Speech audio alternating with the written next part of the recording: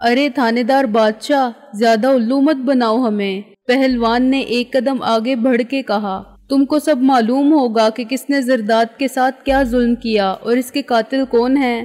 ہم بڑے خراب آدمی ہیں، غصہ آ جائے تو یہ بھی بھول جاتے ہیں کہ ہمارا باپ کون تھا۔ مجھے اس سے کوئی سروکار نہیں کہ تم کیسے آدمی ہو، شیخ نے متانت سے کہا۔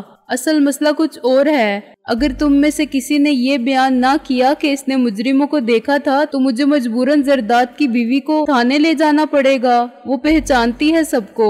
تم اس کی بیوہ کو تھانے لے جاؤ گے؟ نوجوان چیخ کر بولا۔ عورت کو؟ اور عورت بھی وہ جو عدت کا زمانہ پورا کیے بغیر گھر سے باہر نہیں نکل سکتی، مولوی نے کہا اور گویا اجتماعی فیصلہ سنا دیا۔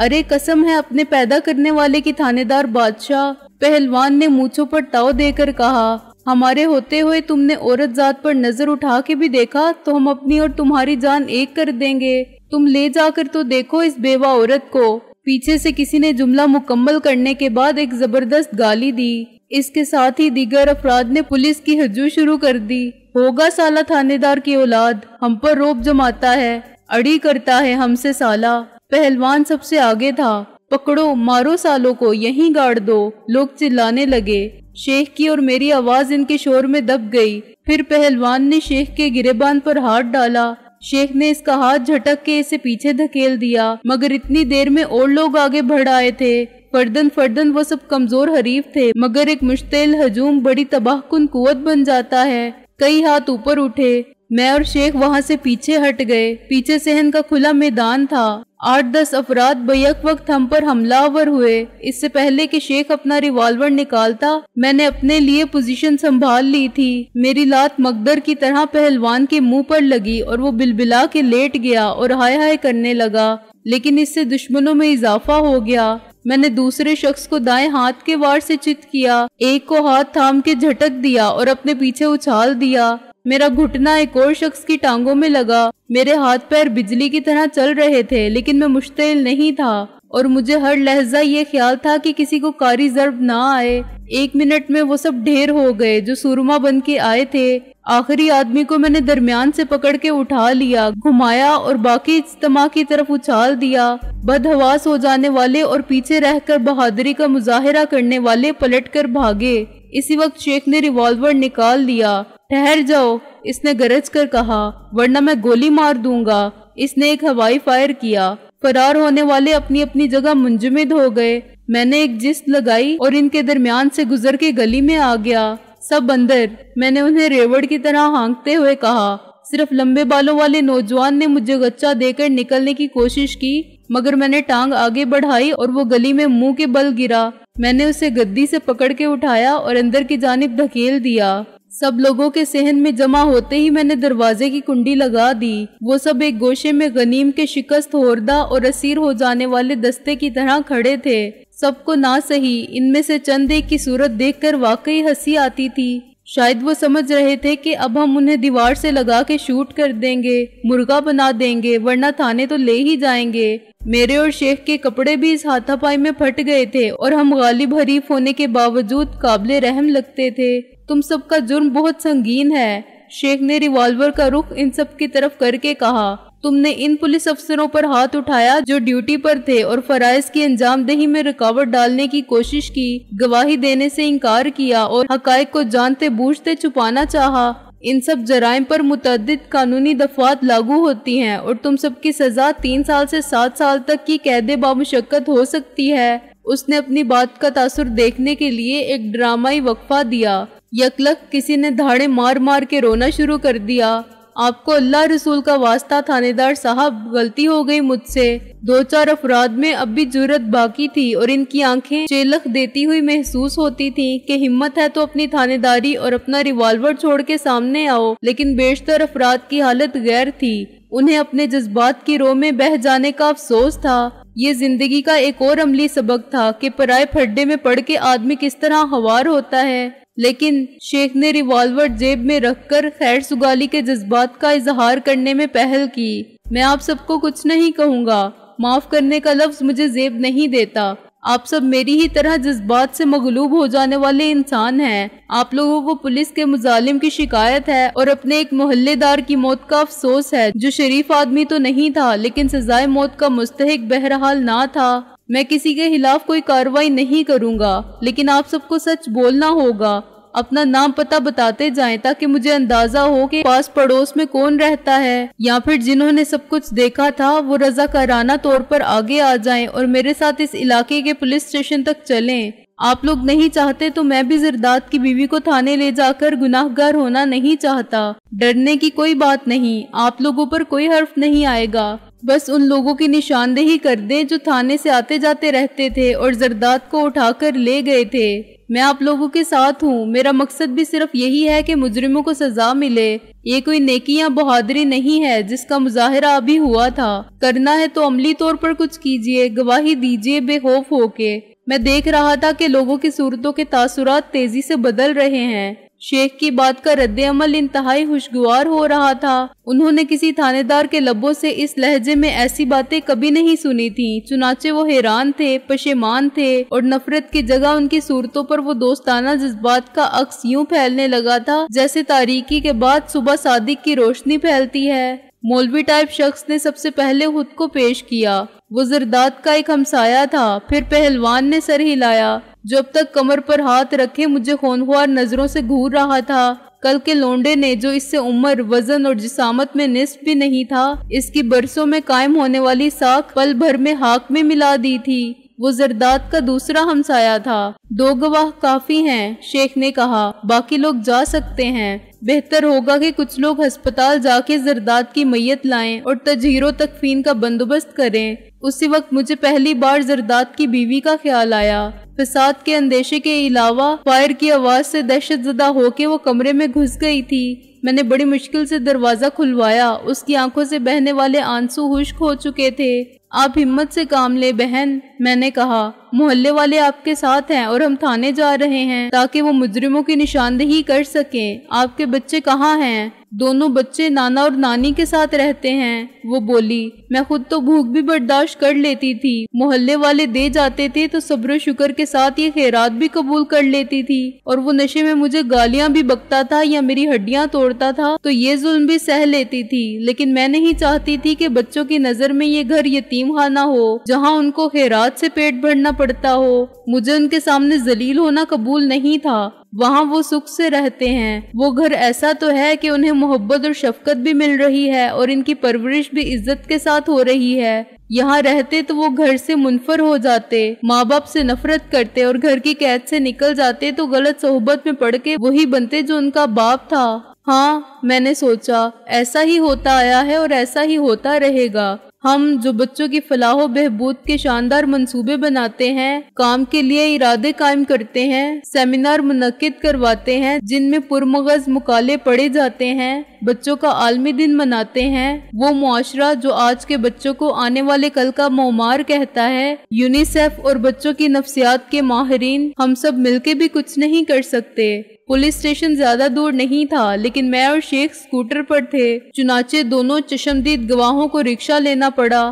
حسب توقع پولیس اسٹیشن میں خاصا دلچسپ تماشا ہوا۔ پہلی نظر میں تھانے کے عملے نے ہمیں مجرم اور رکشہ سے اتر کے آنے والوں کو مدعی سمجھا۔ پھر انہیں یہ نقص امن کا کیس لگا جس میں فریقین الگ الگ آئے تھے اور ظاہری حالت سے ایک جیسے مضروب و مظلوم لگتے تھے۔ شیخ کے اعلان نے ان کو دمبخود کر دیا۔ انہوں نے پھٹے کپڑوں میں پٹ کر آنے والے کسی پولیس افسر کو اتنے سکون سے ایسے شریفانہ لہجے میں بات کرتے نہیں دیکھا تھا۔ ایس ایچ او صاحب بہادر تو گشت پر تشریف لے گئے تھے، ایک سب انسپیکٹر ڈیوٹی پر تھا۔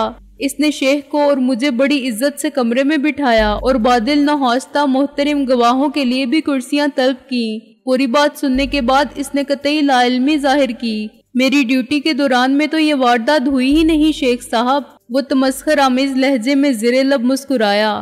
آپ کہتے ہیں تو روزنامچہ دیکھ لیتے ہیں۔ روزنامچے میں اس قسم کا کوئی اندراج نہیں ہوگا، شیخ نے کہا، اس لیے خوامخواہ تکلیف مت کرو۔ اچھا جی، پھر آپ ہی فرما دیں کہ میں کیا کروں، انسپیکٹر نے کہا۔ تھانے میں تو ڈیوٹی بدلتی رہتی ہے، میں ساری نفری کو اس وقت شناختی پریڈ کے لیے لائن حاضر نہیں کر سکتا۔ مجھ سے ایسے بات مت کرو جیسے میں نے کبھی تھانہ نہیں دیکھا، شیخ نے تند لہجے میں کہا۔ تمہاری طرح میں بھی ایک پولیس اسٹیشن میں ہوں اور جب ڈیوٹی ہوتی ہے تو وہی کرتا ہوں جو تم کر رہے ہو۔ اس وقت جو لوگ حاضر ہیں انہیں بلاؤ۔ تم مجھے ایسے حکم دے رہے ہو جیسے تم ہی میرے اعلیٰ افسر ہو یا SSP ہو، انسپکٹر بولا۔ اگر میں انکار کر دوں تو تم کیا کرو گے شیخ صاحب؟ اس کے بعد کچھ مجھے بھی کرنا پڑے گا، میں نے شیخ کے جواب دینے سے پہلے کہا۔ SSP ضامن رضوی صاحب ہی یہاں آئیں گے اور یہ شناختی پریڈ ان کی موجودگی میں ہوگی جس میں تھانے کی ساری نفری اٹینشن کھڑی ہوگی۔ جو ڈیوٹی پر ہوں گے وہ بھی اور جو نہیں ہوں گے وہ بھی حاضر ہوں گے۔ میں انہی کے گھر میں رہتا ہوں اور ان کا چھوٹا بھائی ہوں۔ تم ابھی تو ہمیں ٹال سکتے ہو کیونکہ رضوی صاحب اسلام آباد گئے ہوئے ہیں، لیکن 2-4 دن میں حقائق بدلیں گے اور نہ ہی گواہوں کو بدلنے کی کوشش بھی مت کرنا۔ تم جانتے ہی ہوگے کہ رضوی صاحب کس قسم کے افسر ہیں۔ انسپکٹر کا چہرہ متغیر ہو گیا۔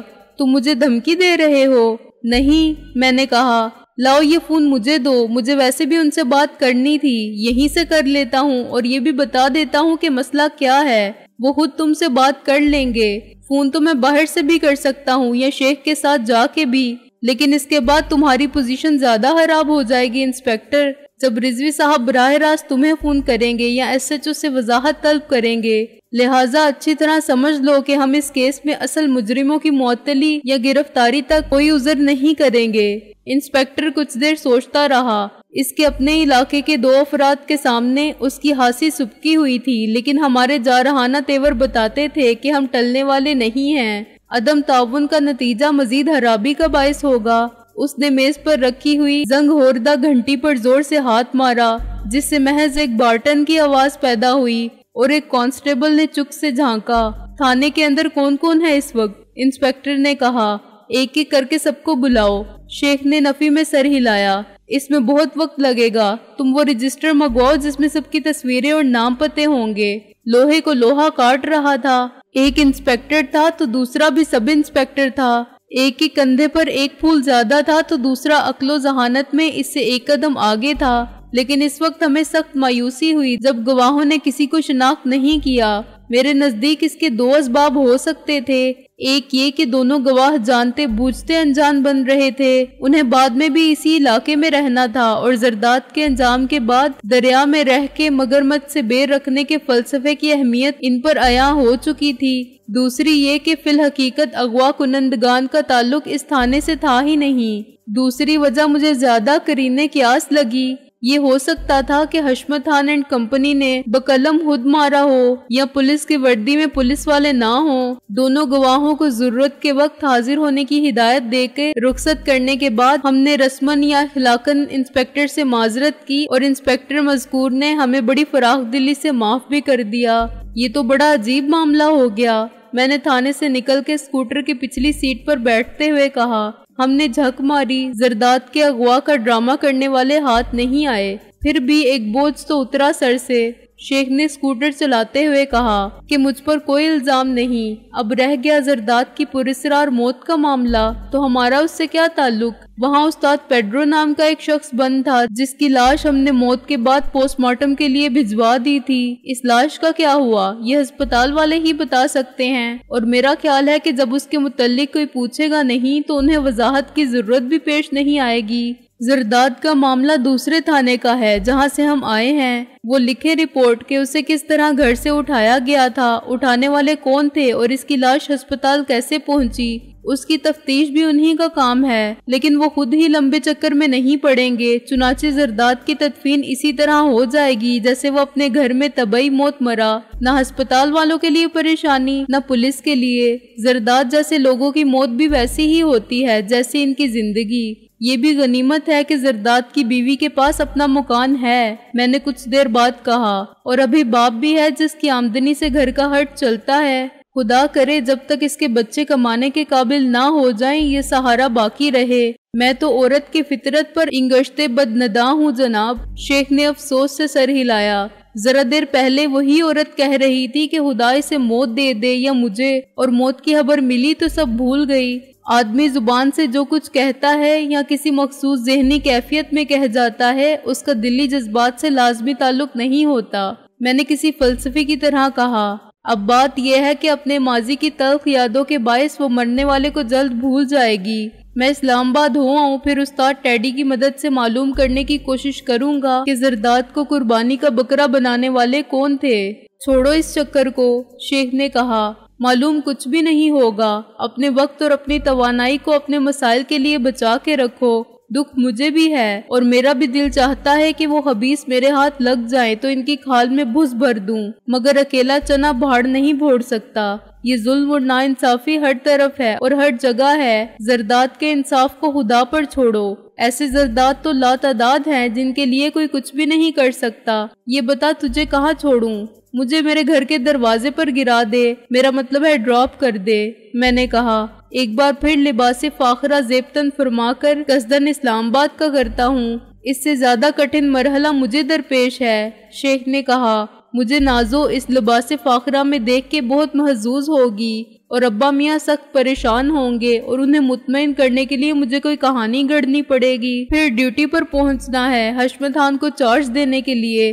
جب گھر پہنچا تو شیخ نے نیک نیتی سے ہاتھ ملا کے کہا، انشاءاللہ بہت جلد پھر ملاقات ہوگی، خدا کرے اسلام آباد میں سب خیریت ہو اور میں جلد لوٹ آؤں۔ میں نے کہا اور گیٹ سے اندر داخل ہو گیا۔ غسل سے فارغ ہو کے میں نے لباس بدلا تو دوپہر کا 1 بجنے والا تھا۔ میں نے بہتر سمجھا کہ پہلے اسلام آباد فون کر لوں اور پھر روانہ ہو جاؤں۔ کھانا باہر کہیں بھی کھا کے میں 2 بجے والی بس یا ویگن پکڑ سکتا تھا جو مجھے 7 بجے پنڈی پہنچا دے۔ میں نے شیروانی صاحب کے گھر کا نمبر ملایا۔ خلاف توقع لائن 10 منٹ میں مل گئی۔ ریسیور شہلا نے اٹھایا۔ ہیلو، اس نے کہا۔ ہیلو کیا جی؟ میں نے کہا، السلام علیکم، یہ بتائیں آپ کون ہیں، ہم اسی حساب سے بات کریں۔ سکندر بھائی، میں شہلا ہوں۔ شہلا ہنسی، آپ کی آواز تو پہچان لی میں نے، خیریت سے ہیں نا آپ؟ آداب بجا لاتا ہوں آپا، میں نے کہا۔ یہ بتاؤ تمہارا اور دیگر اہل خانہ کا کیا حال ہے؟ چچی کی طبیعت کیسی ہے؟ چچی کی طبیعت بہتر ہے، وہ بولی۔ فوزیہ کی رخصتی ہو چکی، آپ اس کے بعد بھی نہیں آئے، دونوں انکل بہت خفا ہیں۔ بس آج آ رہا ہوں شام تک، میں نے کہا۔ قصد کر کے کئی بار گھر سے نکلا، ہر بار کالی بلی نے راستہ کاٹ دیا یا کوئی ایسی ہی بات ہو گئی کہ لوٹ کے بدھو گھر کو آئے۔ تم ذرا پولیس والے انکل کو بلاؤ، پہلے انہیں گولی دے دوں۔ بلاتی ہوں، آپ ہولڈ کریں، وہ بولی۔ یہ بھی کہہ دوں گی کہ سکندر بھائی آپ کو گولی دینا چاہتے ہیں۔ تقریباً 1 منٹ بعد رضوی صاحب کی آواز آئی، سکندر، فرصت مل گئی تمہیں؟ مجھے معلوم ہے انکل کہ آپ بہت خفا ہیں۔ میں نے کہنا شروع کیا، لیکن یقین کیجئے۔ کس بات پر یقین کروں؟ رضوی صاحب نے برہمی سے کہا، شہلا نے بتا دیا ہے کہ تم گولی دینا چاہتے ہو۔ اف، میں نے سر پکڑ لیا۔ سچ مچ بتا دیا جا کے، الو کی پٹھی، واپسی پر سمجھوں گا تجھ سے بھی۔ قسم خدا کی انکل، حالات ہی ایسے ہو گئے تھے، شہلا نے شرارت کی ہے۔ میں نے کہا، یہ کیسے ہو سکتا ہے کہ میں نہ آتا اور وہ بھی ایسے موقع پر؟ آنے کی بات چھوڑو، تم تھے کہاں؟ انکل نے کہا، ہم نے دن میں 2 بار فون کیا، رات میں 3 بار۔ اکیلے گھر میں وحشت ہوتی ہے انکل۔ میں نے کہا، عبد الودود منظر کے گھر چلا گیا تھا، عدالت میں درخواست دینی تھی، پھر رات کو اس نے روک لیا، اجازت اگلے دن ملی۔ میں نے سوچا تھا کہ رات کو روانہ ہو کے اسلام آباد پہنچ جاؤں گا، لیکن گھر گیا تو بڑی گڑبڑ ہو گئی۔